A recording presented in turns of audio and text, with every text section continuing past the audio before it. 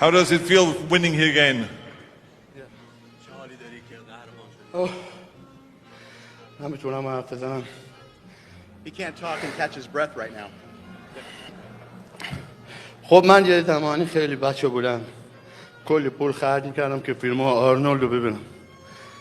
بزرگترین آرزوم هم این بود که یه روز آرنولد در نزدیک ببینم، عکس بگیرم. امروز با آرنولد روی یه استیج دوتامون قهرمان مثل المپیا هستیم.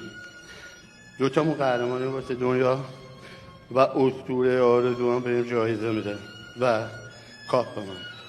باعث